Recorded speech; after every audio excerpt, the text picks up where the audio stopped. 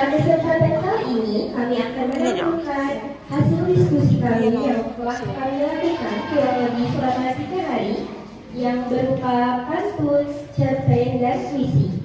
Baiklah, pertama-tama kita akan mulai dari pantun terlebih dahulu.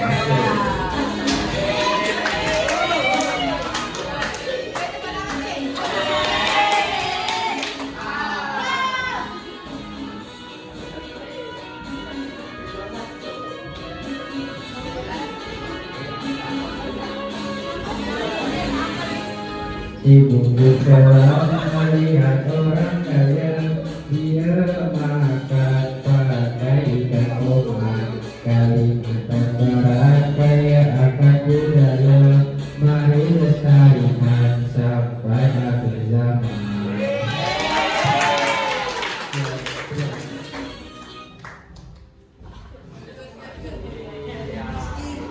Setelah penampilan pantun pembaca dari kelompok kami, selanjutnya kami akan membacakan cerpen yang telah kami diskusikan.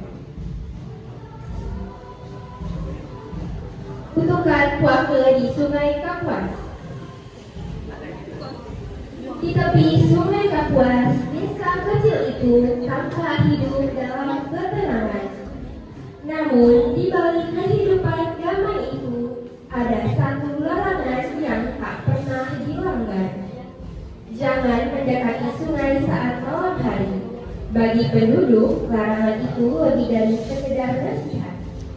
Itu adalah bagian dari warisan leluhur, bagian dari upaya melindungi mereka dari legenda yang mengerikan, Puake.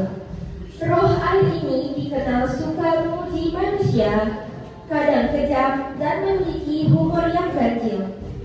Konon, mereka yang pernah melihatnya selalu merasa antara takut dan bingung. Raffi, seorang pemuda desa yang terkenal sok berani dan tak percaya pada hal-hal mistis, sering mendengar cerita ini dari kakeknya. Itu cuma cerita buat nakut-nakutin anak kecil kek, katanya suatu hari.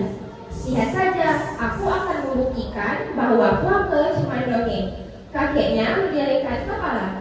Raffi, ini bukan soal berani atau tidak. Kau hanya belum pernah merasakannya sendiri, ujarnya. Tapi Raffi hanya tertawa dan rasa ingin buktikan dirinya membuat ia merasa tertantang.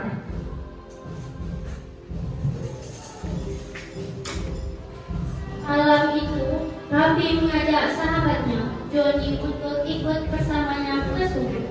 Johnny adalah orang yang selalu ragu terhadap hal-hal berbau mistis. Namun, Johnny yang mudah penasaran tidak bisa menolak ajakannya.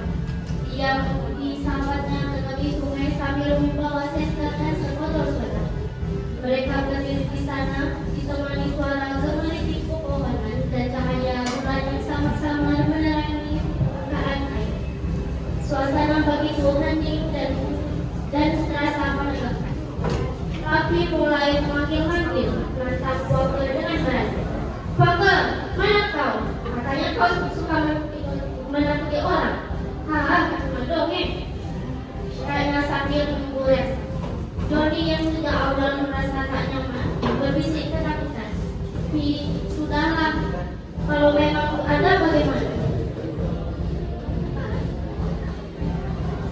Namun, sebelum Johnny menyelesaikan kalimatnya, suara air yang berteriak terdengar, dan sosok bayangan muncul dari tengah sungai. Sosok berambut panjang dengan wajah pucat mengiringi ke arah mereka. Matanya tajam, menatap mereka dengan sorot yang menyenangkan. Hei bocah, siapa yang berani mengambil sembarangan begini? Suara serak namun menghantam telinga mereka seperti angin dingin kemarahan. Raffi tercekat, sementara Joni gemetar ketakutan. Dia berusaha tersenyum sambil berkata, Maaf Pak Puake, kami hanya bercanda, maafkan kami. Puake tertawa kecil, suara tawaannya bergaung di sekitar mereka, menciptakan kesan bahwa ia benar-benar menikmati ketakutan mereka. Oh, jadi kalian menganggapku lucu ya, ujarnya. Sudah lama tidak diajak bermain. Mari kita lihat seberapa berani kalian sebenarnya.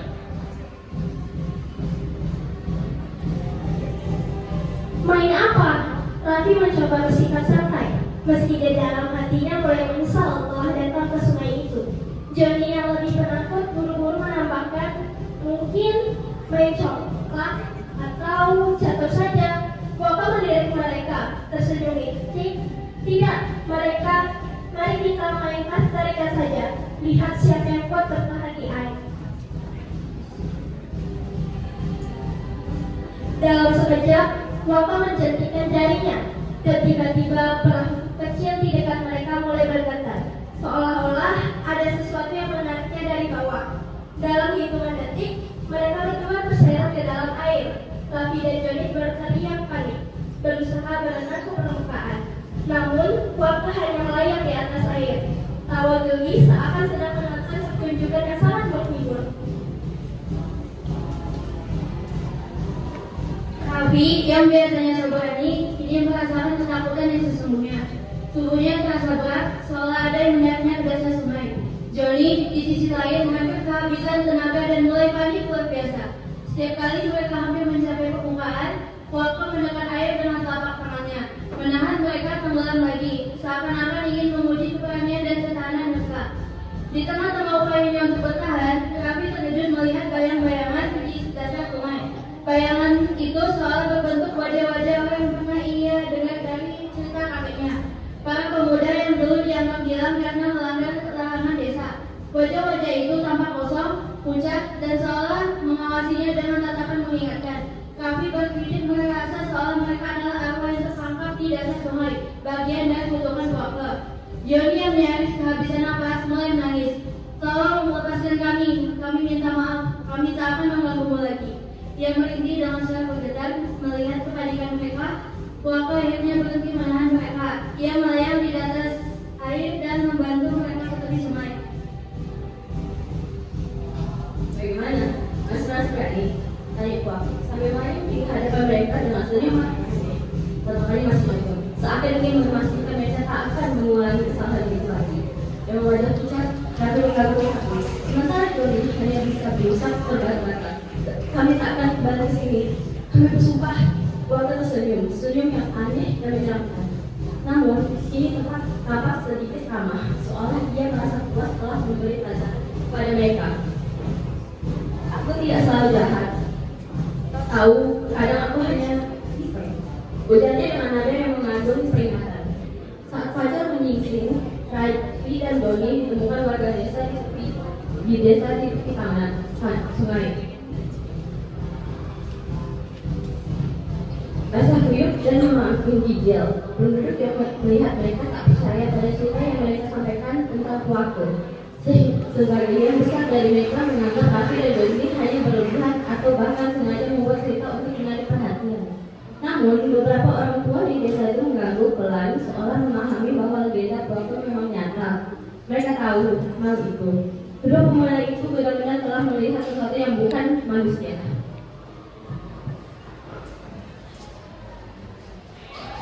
Hari-hari setelah kejadian itu, Raffi dan Joni sering marah, meski tak ada yang benar-benar mempercayai kisah mereka. Keduanya merasakan dampak yang dalam. Setiap kali mereka melihat ke arah sungai, terutama saat malam tiba, mereka merasakan terlihat mengawasi dari permukaan air. Bahkan, suatu malam, Raffi terbangun dari mimpinya dengan tubuh besar oleh melihat. Dalam mimpinya, ia melihat sosok Puake melayang di depannya, tertawa sambil melambai, mengajaknya bermain di sungai. Sementara itu, Joni yang tak lagi berani mendatangi sungai, mulai sering bermimpi tentang buruk dengan tentang wajah-wajah dilihatnya di dasar sungai.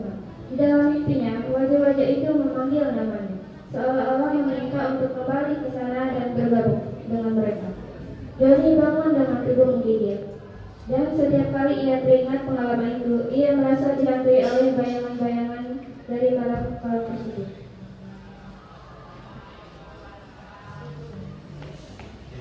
Tak lama setelah kejadian itu, Gaifar kembali dihebohkan dengan hilang seorang pemuda yang dianggap pemberani, Mirza. Mirza dikenal sebagai seorang pembicara tentang keberaniannya, mirip seperti Raffi. Dia mendengar cerita tentang pengalaman Raffi dan Doni, namun menganggapnya hanya omong kosong. Raffi dan Doni cuma terlalu banyak nonton film horor, katanya. Mirza bahkan tertawa sambil berkata bahwa ia akan menyapa puaka jika roh itu memang ada. Suatu malam Mirza benar-benar pergi ke sungai ditemani oleh seorang temannya yang juga tak percaya pada cerita mistis. Mereka berdua menghilang dalam kegelapan malam dan tak pernah kembali. Pencarian dilakukan selama beberapa hari, namun hasilnya nihil. Tak ada jejak yang ditemukan. Beberapa desa mulai ketakutan, terutama mereka yang memiliki keluarga dekat dengan Mirza.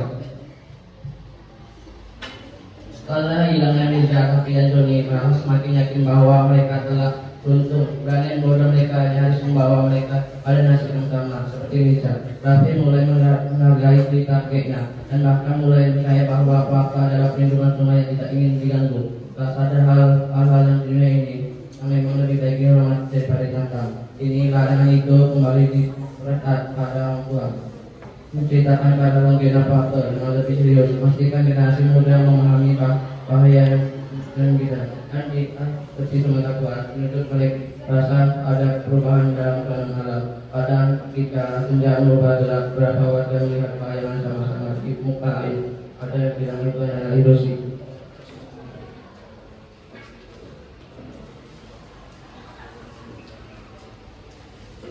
Berakhirlah cerpen kami,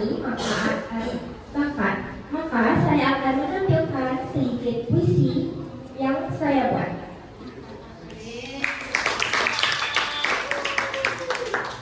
Kota kita, dulu hutan belantara yang dibelah sungai terpanjang di Indonesia.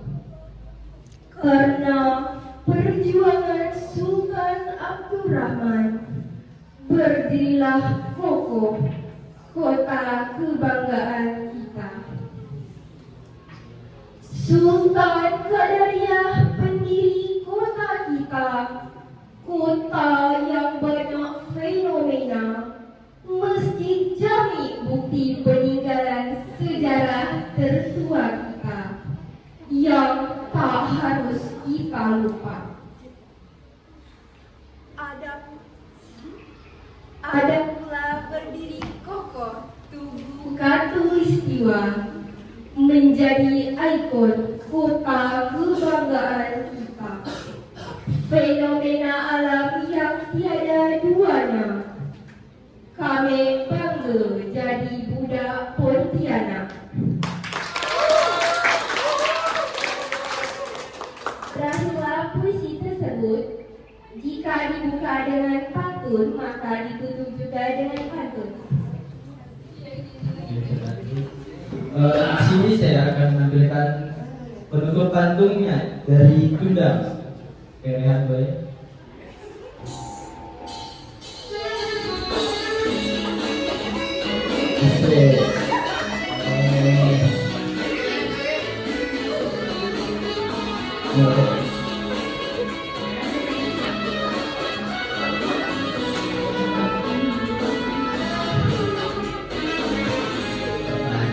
Balita dan pejabat terkait, teman kami ini mohonlah maaf kalau ada salah banyak atau sedikit. Kami minta maaf, minta ampun, minta